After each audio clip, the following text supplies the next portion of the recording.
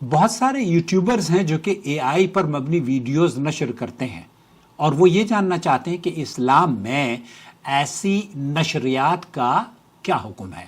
دوستو، بھائیوں اور بہنوں، آپ دیکھ رہے ہیں نو ٹی وی جدہ اور میں ہوں آپ کا دوست، آپ کا ہوسٹ محمد عاقل جدہ سے مملکت سعودی عرب۔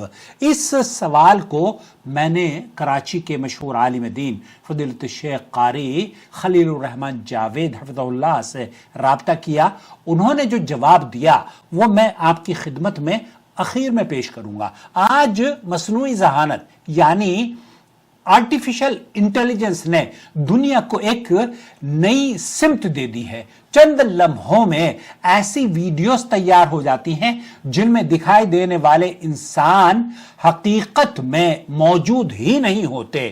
ایسے مناظر بھی بنائے جا سکتے ہیں جو صرف سمجھانے، تعلیم دینے یا کسی تاریخی واقعے کو ذہن کے قریب لانے کے لیے تخلیق کیے گئے ہوں۔ اب سوال یہ پیدا ہوتا ہے کہ کیا ہر اے آئی پر بنی ویڈیو حرام یا ہر اے آئی پر ویڈیو بنی جائز ہے؟ اسلام ہمیں کسی نئی ٹیکنالوجی کو دیکھ کر فوراً حلال یا حرام کا حکم کی تعلیم نہیں دیتا، بلکہ اس کے استعمال، مقصد اور نتائج کو دیکھنے کی تعلیم دیتا ہے۔ اسی لیے بعض معاصر اہل علم نے یہ رائے دی ہے کہ اگر مصنوعی ذہانت کا استعمال تعلیم، دعوت، دین، تبلیغ اور تاریخ کے واقعات کو سمجھانے، سلجھانے، سائنسی یا تعلیمی وضاحت یا ایسی بصری مناظر پیش کرنے کے لیے ہو جن کا مقصد صرف سمجھانا ہو، ایجوکیشن ہو، تعلیم دینا ہو، اس دنیا کو خوبصورت دنیا بنانا ہو، تو اس میں گنجائش ممکن ہے، گنجائش ہے اور ہو سکتی ہے، بشرطے کہ اس کے ساتھ کوئی شرعی ممنوع چیز شامل نہ کی جائے، یعنی اس میں جھوٹ نہ ہو، کسی حقیقی شخص کی طرف جھوٹی بات منسوب نہ کی جائے، لوگوں کو دھوکہ نہ دیا جائے، کسی کی عزت اور آبرو مجروح نہ کی جائے، فحاشی، بے حیائی یا گناہ کی دعوت نہ دی جائے، اور نہ ہی اس کے ذریعے لوگوں کے عقائد یا جذبات سے کھیلنے کی کوشش کی جائے۔ اگر ایک معلم قرآن کے کسی واقعے کی جغرافیائی وضاحت کرتا ہوا اے آئی میں نظر آتا ہے، ایک استاد کسی سائنسی حقیقت کو سمجھانے کے لیے اے آئی سے منظر تیار کرتا ہے، یا ایک داعی نوجوان کو دین کی طرف متوجہ کرنے کے لیے ایسی تعلیمی مناظر استعمال کرتا ہے اور بنا کر پیش کرتا ہے جن سے حقیقت کو بہتر انداز میں سمجھا جا سکے، تو بعض معاصر اہل علم اس کی گنجائش بیان کرتے ہیں، کیونکہ یہاں مقصد گمراہ کرنا نہیں بلکہ نفع دینا اور علم کو پہنچانا مقصد ہے۔ البتہ اگر یہی اے آئی جھوٹ پھیلانے، جعلی خبریں بنانے، کسی شخصیت کے نام سے من گھڑت بیان نشر کرنے، لوگوں کو دھوکہ دینے، فحاشی عام کرنے یا ایسی ویڈیوز بنانے میں استعمال ہو جن سے حق و باطل خلط ملط ہو کر رہ جائے، تو پھر یہی ٹیکنالوجی نقصان اور گناہ کا ذریعہ بن جائے گی۔ اسلام کا اصول ہمیشہ یہی رہا ہے کہ چیزوں کا حکم ان کے مقاصد اور استعمال کے اعتبار سے ہوا کرتا ہے۔ ایک قلم سے قرآن بھی لکھا جا سکتا ہے اور جھوٹ بھی، ایک کیمرے سے علم بھی پھیلایا جا سکتا ہے، فتنہ اور فحاشی بھی۔ اسی طرح مصنوعی ذہانت بھی بذات خود مقصد نہیں بلکہ ایک ذریعہ ہے۔ اگر یہ ذریعہ خیر، علم، دعوت اور اصلاح کے لیے استعمال ہو اور اس میں کوئی شرعی قباحت شامل نہ ہو، تو بعض معاصر اہل علم اس کی گنجائش بیان کرتے ہیں، جبکہ آپ کی خدمت میں اس موضوع کو لے کر جو فضیلت شیخ قاری خلیل الرحمن جاوید نے جواب دیا وہ سماعت فرمائیے۔ وعلیکم السلام۔ Galaxy S9 Plus۔ آپ خیریت سے ہوں گے؟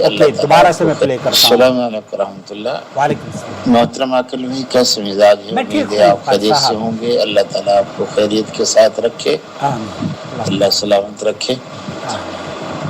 جی عاقل بھائی، ہم تو جو حکم عام ویڈیو پر لگاتے ہیں وہی حکم اس پر ہے۔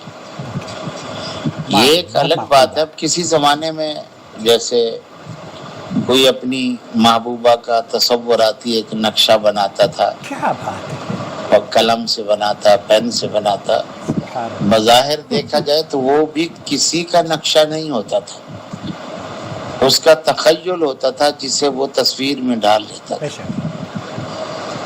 سوال یہ نہیں ہے کہ اس نے خیال سے بنائی ہے, دیکھ سے بنائی ہے, دیکھ کے بنائی ہے, کمپیوٹر سے بنائی ہے, قلم سے, برش سے بنائی ہے, یا موبائل اور کیمرے سے بنائی ہے. شریعت اس چیز سے بحث نہیں کر رہی, شریعت نتیجے سے بحث کر رہی ہے. نتیجہ جب آپ وہ تصویر کسی کو بھی دکھائیں گے, اسے پوچھیں کہ بھی یہ کیا ہے, وہ بتائے گا کہ یہ انسان کی تصویر ہے. اگرچہ وہ یہ نہیں بتا سکے گا کہ کس انسان کی ہے, صحیح بات ہے, لیکن یہ بتا سکے گا کہ یہ انسان کی تصویر ہے. اسی طرح اگر ویڈیو میں کوئی جانور بھی دکھائے گئے ہیں, گھوڑا ہے, گدھا ہے, کتا ہے, اور کوئی جانور ہے, جی جی, آپ اسے پوچھیں کہ یہ کیا ہے, وہ بولے گا گھوڑا ہے. یہ کیا ہے, بولے گا یہ کتا ہے. اس کا مطلب ہے وہ کتا دکھ رہی ہے, وہ تصویر, گھوڑا دکھ رہی ہے, انسان دکھ رہی ہے, مرد لگ رہا ہے, عورت لگ رہی ہے, تو یہ اسی تصویر ہی کے حکم میں آئے گا.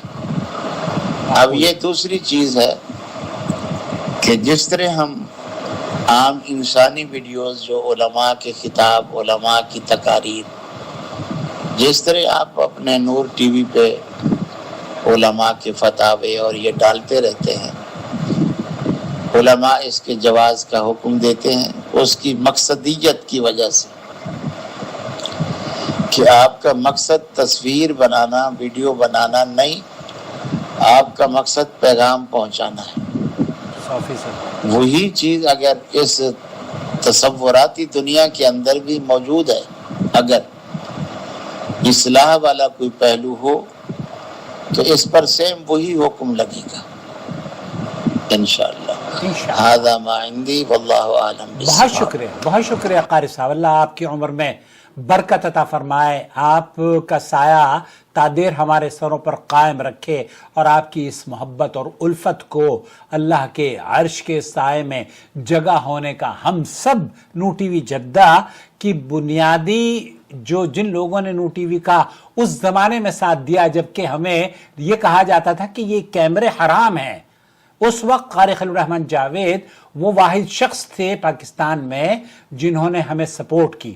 ہم پورے چینل کے جتنے بھی 5 لاکھ سے زیادہ ممبر ہیں, 5 لاکھ سے زیادہ سبسکرائبر ہیں, ہم آپ کے ممنون و مشکور ہیں, آپ کے احسان مند ہیں. اللہ رب العالمین آپ کی حفاظت فرمائے. قاری صاحب کو میں خود یہ ویڈیو نہیں بھیجوں گا, آپ اگر قاری صاحب کو یہ ویڈیو بھیج دیں تو بڑی عنایت ہوگی. بہرحال لہذا ایک مسلمان کی ذمہ داری یہ ہے کہ وہ ہر نئی ٹیکنالوجی کو اللہ تعالیٰ کی رضا, سچائی, امانت داری اور اخلاقی حدود کے اندر رہتے ہوئے استعمال کرے, کیونکہ اصل کامیابی صرف جدید ہونا نہیں ہے بلکہ جدید وسائل کو بھی شریعت کی روشنی میں استعمال کرنا ہے, جو کہ تعلیمات یا انسٹرکشنز پہلے دن سے قاری خلیل الرحمن جاوید نے ہمیں دی اور ہم اسی پر کام کرتے ہیں.